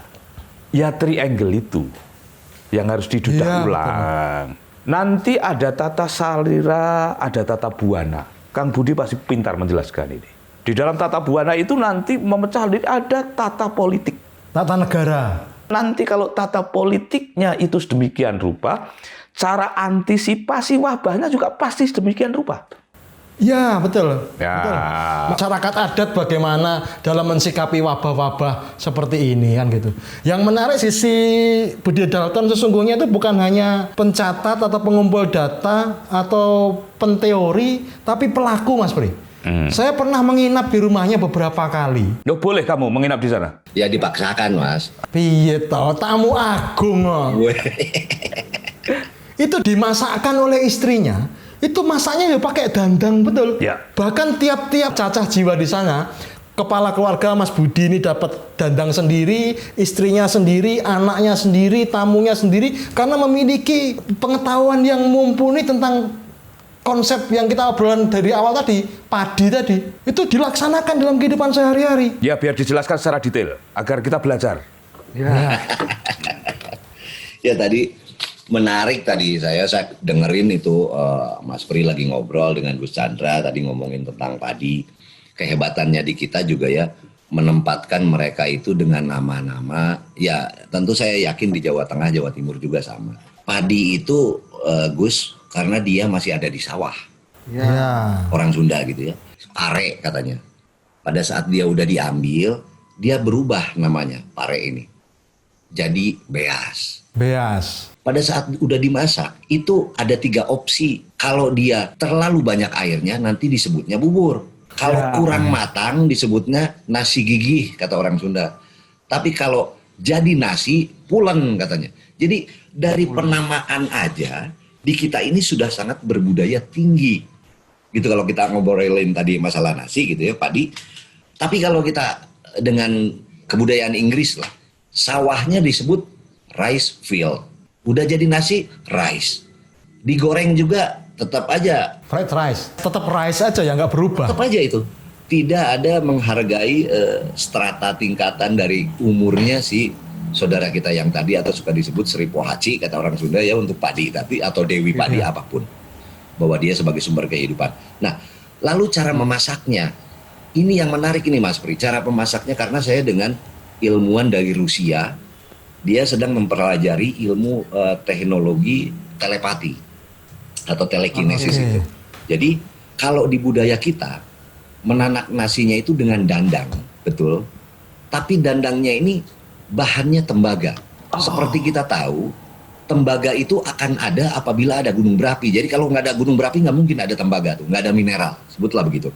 Nah, tembaga ini lalu kita sinergikan dengan api di bawahnya. Nempel di tembaga, dikasih air, jadi uap, uapnya masuk ke padi.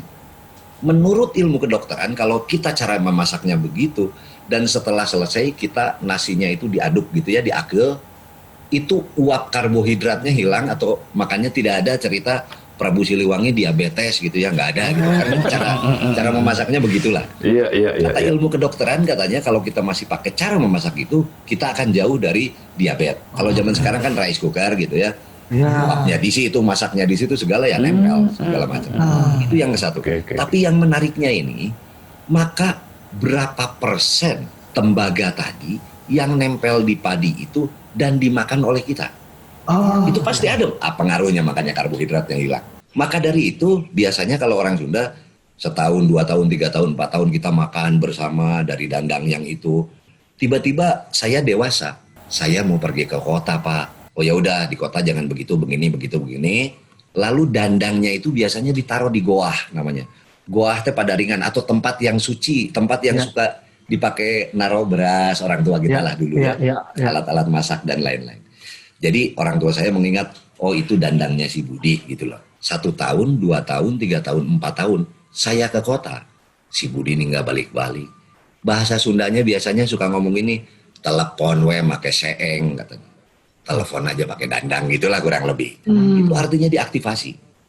Kenapa? Karena ada zat yang sama. Seperti kita tahu di dalam teknologi bahwa tembaga itu memang fungsinya konektor. Ya.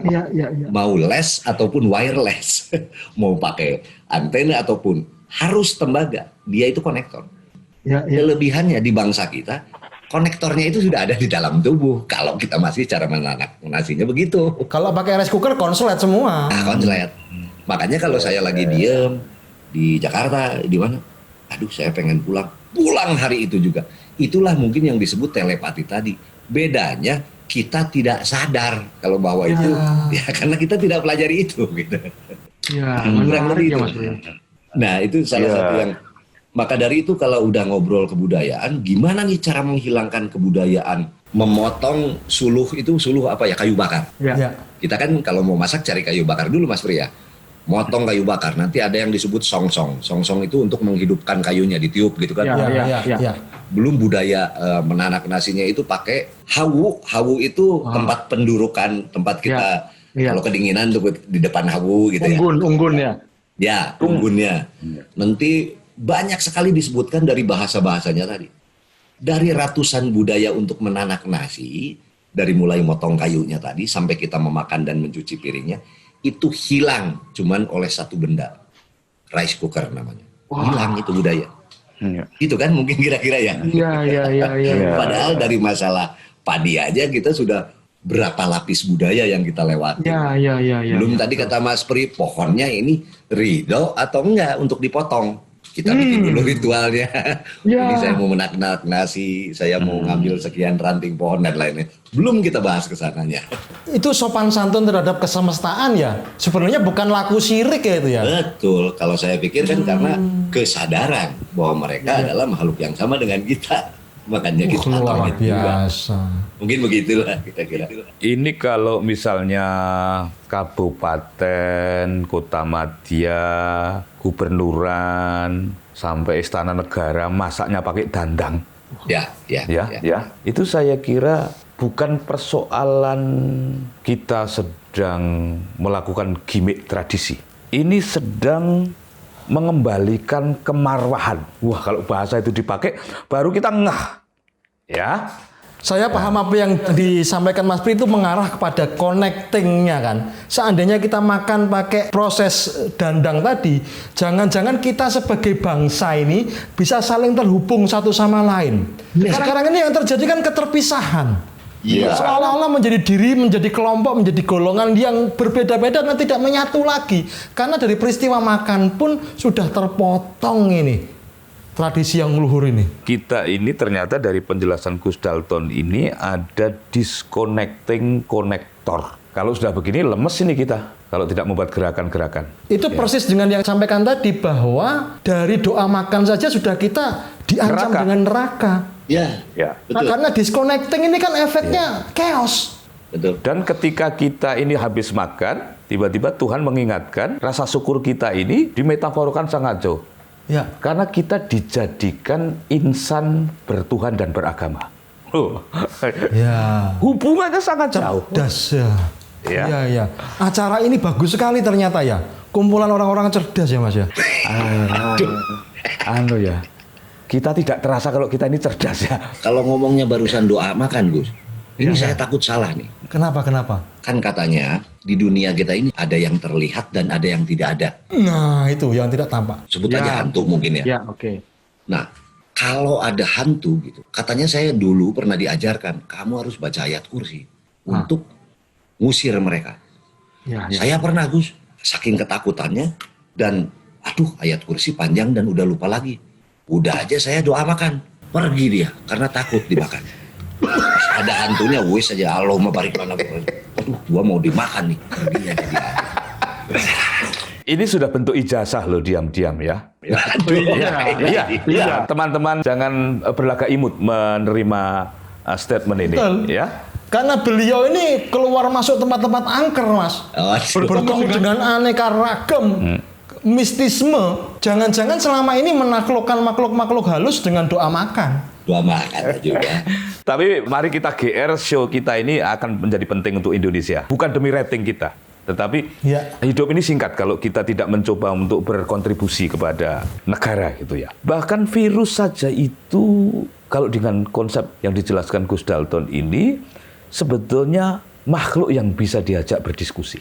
Harusnya bisa diajak ngobrol. Apakah kita selama ini manajemen kewabahan ini ada aspek diskusi kepada soal-soal yang bersifat Kasat. karena ada soal yang sangat jelas di sana. Kita tidak mengerti kekuatannya. Kita tidak mengerti kapan mulainya dan kita tidak mengerti kapan akhirnya. Jadi kita berbicara dengan ketidaktahuan.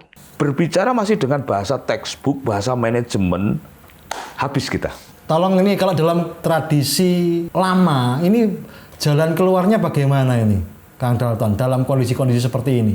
Ilmu gitu ya, ilmu itu ulah cek batur, jangan kata orang lain, atau cek cenah, apalagi katanya, kudu cek aing, harus kata saya. Oke.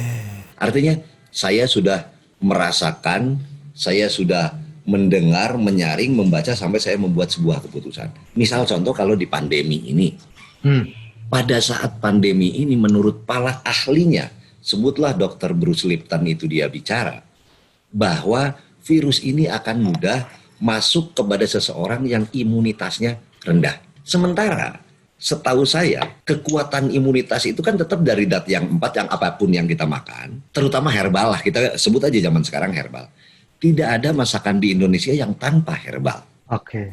Sebetulnya dasar-dasar imunitas untuk melawan si virus ini kita sudah punya basicnya. Makanya menurut saya Indonesia juga tidak ada yang terkena virus itu waktu awal. Sebelum diintervensi sebuah negara tuh coba cek tuh mesin cek coronanya Indonesia benar atau enggak nih, intervensi itu kan. Sehingga Indonesia harus akhirnya mengakui bahwa ada yang terkena. Gitu. Ya. Artinya ada ketakutan yang disebarkan. Ternyata Dr. Bruce Lipton ini hanya satu. Yang bisa menghilangkan imunitas orang itu adalah rasa takut atau fear. Pada saat kita muncul rasa takut, imun itu hilang. Makanya bentuk serangannya dibanding corona, serangan yang lebih terasa itu adalah serangan di media sosial. Serangan rasa takut. Ketakutan. Tinggal di dalam masa pandemi ini, negara-negara mana yang mau ikut ke dalam program ini. Program, sebutlah bahasa keren sekarang, konspirasi katanya gitu ya. Indonesia mau ikutan gak nih? Kayaknya itu aja. Karena dari negara yang ada di dunia, yang beritanya ada di televisi cuma negaranya yang itu aja kok. Nah, yang bahaya menurut saya, kita sebagai masyarakatnya dituntut kecerdasan untuk menerima berita tadi. Karena kita akan diposisikan nantinya satu yang pro itu adalah bahwa menyatakan virus corona ini ada dengan segala kepentingannya. Satu kelompok lagi yang tidak, corona ini bohong, ini bla bla bla. Nah, produk keberhasilan mereka ada terjadinya pertengkaran. Bukan masalah coronanya. Coronanya si goib, nggak tahu lah ada atau enggaknya, saya nggak tahu. Yang jelas, kalau buat saya positifnya, saya Mas Pri pernah 2 kali mengalami ini. Kalau Mas Pri ingat, tahun 82 itu meletusnya Gunung Galunggung. Sama, saya tidak sekolah. Kalau mau keluar rumah harus pakai ini, segala macam lah. Semua penyakit juga paru-paru. Bedanya waktu Gunung Galunggung meletus tuh, wujud musuhnya kelihatan ya Mas Pri ya. Ada asapnya gitu loh. Yang sekarang ini kan nggak kelihatan, ini goib, ini nggak tahu apaan sih gitu. Ya. Gitu. Wah. Iya. Luar biasa.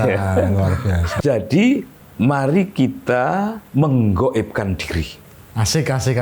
Penting ini. Dan ternyata kekuatan-kekuatan besar, baik yang diteliti secara schooling maupun secara asketik oleh para leluhur itu, memang energi-energi gaib. Ya. Kekuatan terbesar dari orang-orang para peletak dasar-dasar dari hukum sampai moral itu ternyata adalah budaya filantropi. Budaya memberi itu. Nah, jangan-jangan budaya meminta ini sedang menjadi wabah global yang bersembunyi di balik bermacam-macam stigma dan atribut. Nah, coba kita ini kalau secara manajemen standar, katakanlah itu virus itu memang nyata dan ada, kita agak cemas-cemas kepada platform manajemen itu. Katanya vaksin belum ditemukan. Tapi yang mengherankan itu jumlah kesembuhan itu ajaib. Ya. Ajaib. Jangan-jangan di balik keterbatasan kita ini, kebodohan-kebodohan kita, kesederhanaan kita ini, ada tetap genetik memberi itu di masyarakat kita. Bagaimana kalau tradisi memberi ini dalam cuaca apapun kita luhurkan gitu loh. Ya. Jangan-jangan itu obat gaib yang menjadi jawaban besarnya. Mau bagaimanapun ya tetap ada yang sakit toh Kang Budi. Mau bagaimanapun ada yang meninggal dunia juga. Mau bagaimanapun ada yang sembuh. Walaupun belum pasti apakah semua itu karena virus. Ya. Yang saya pengen tanyakan, jalan keluar kita sebagai manusia Nusantara, manusia berkebudayaan tinggi, bagaimana penyelesaiannya berdasarkan kenusantaraan kita. Oke. Pendekatan Indonesianya bagaimana? Pendekatan Nusantaranya bagaimana? Bolehlah ini penyakit mengglobal, mempandemi. Tapi ketika sampai kepada diri kita sebagai bangsa, penyelesaian secara Nusantara itu bagaimana? Supaya hidup berlanjut lah. Sudah berbulan-bulan ini Mas Pri. Aku wis kangen banget karo sampean nih Mas. Masakane Mbak Yu yang enak banget. Aku sing mual nek kowe teko. Kan tadi saya sudah bilangnya begini, tinggal apakah bangsa ini ya ada yang memimpinnya tentu, ada yang memikirkannya. Apakah bangsa kita itu ikut komit atau tidak kepada keberadaan virus corona tadi? Kalau kita komit, lalu saya akan membuat satu opini, itu bohong, itu apa, kita bikin bandingannya. Saya jamin sehebat-hebatnya pemikir apapun, kalau dia di pihak yang ini, dia akan kalah. Karena konspirasi globalnya sedang mengarahkan kepada bahwa corona itu ada dan mengerikan gitu.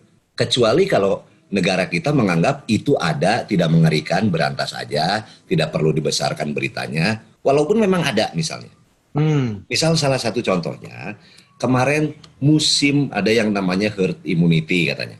Herd immunity ini untuk menghilangkan si virus ini, maka virus ini harus ketemu langsung dengan imun, dengan musuhnya. Artinya, ya berhentikan PSBB, lepaskan aja orang. Resikonya apa? Resikonya pasti ada korban.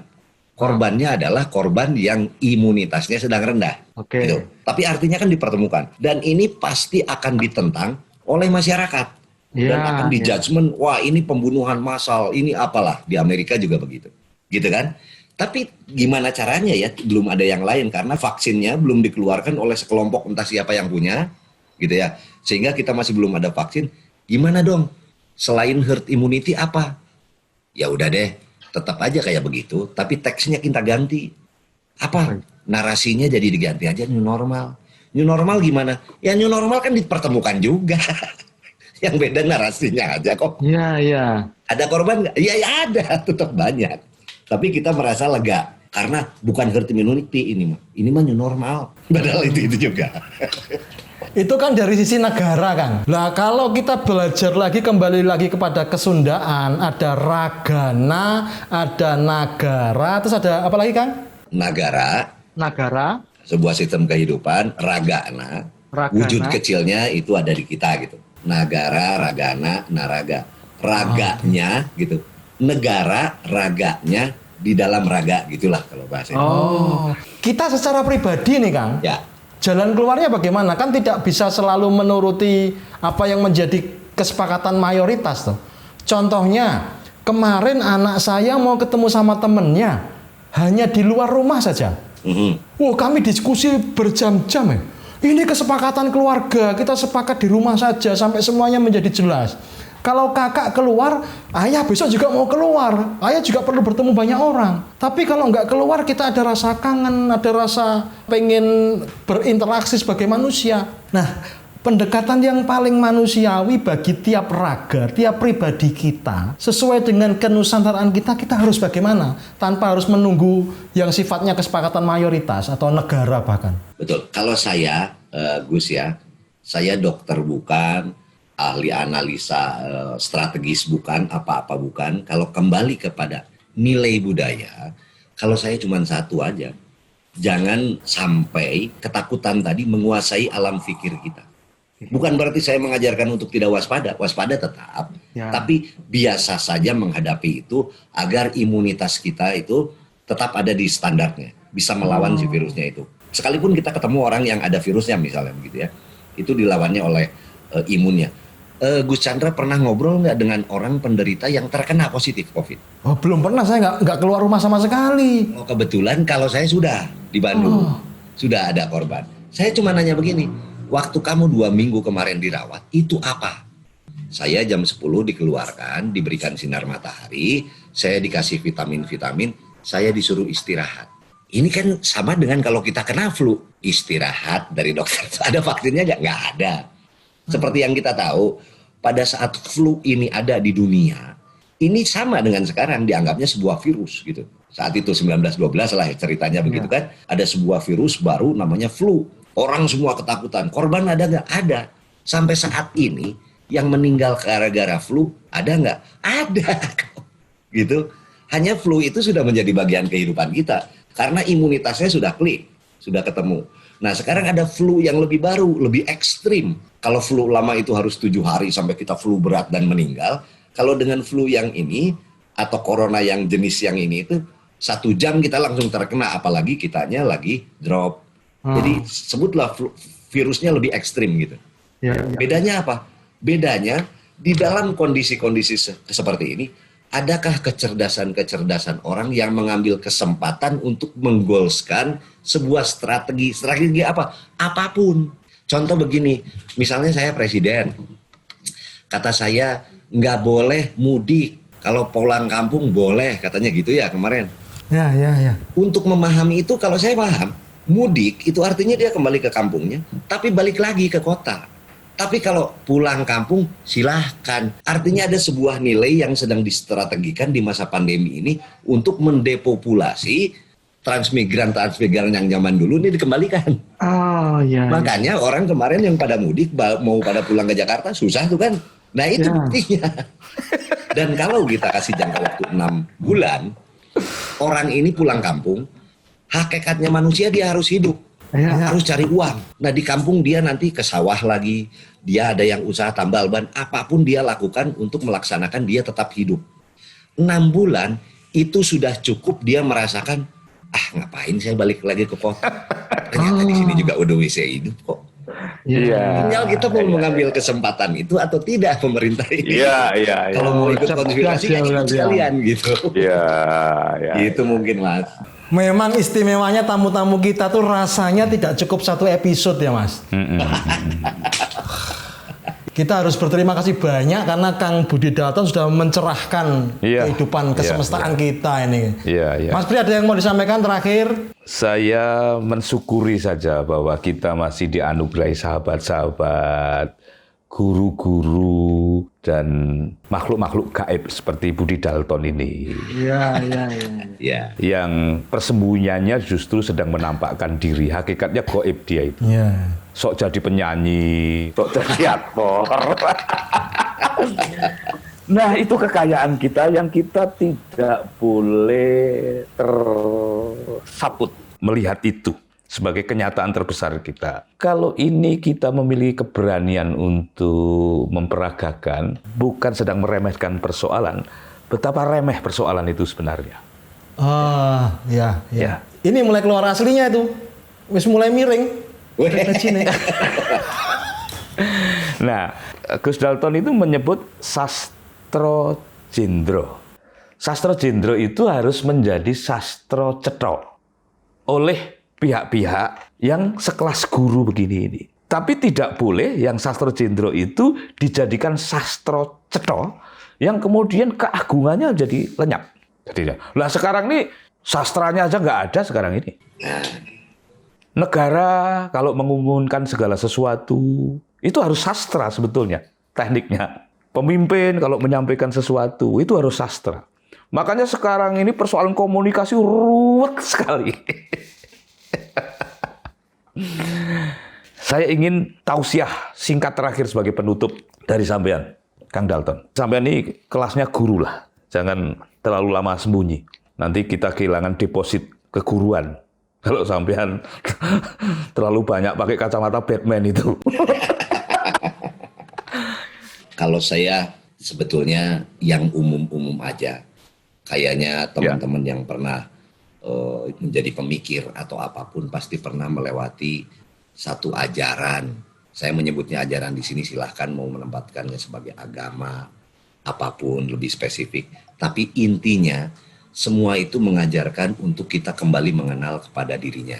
Atau kata bahasanya Gus Chandra, tuman arofa nafsahu faqad atoroba, katanya begitu. Saya belajar dari Gus Chandra. Intinya pada saat kita mengenal dirinya, tentu kita mengenal Tuhannya. Pada saat kita sudah kenal diri kita, maka kita akan percaya kepada diri kita. Kalau kita sudah percaya kepada diri kita, maka kita akan punya harga diri kita. Kalau kita sudah tahu keagungan diri kita, maka tidak mungkin saya akan menjual harga diri kita. Mungkin ini bisa menjadi perasaan yang sama buat semuanya.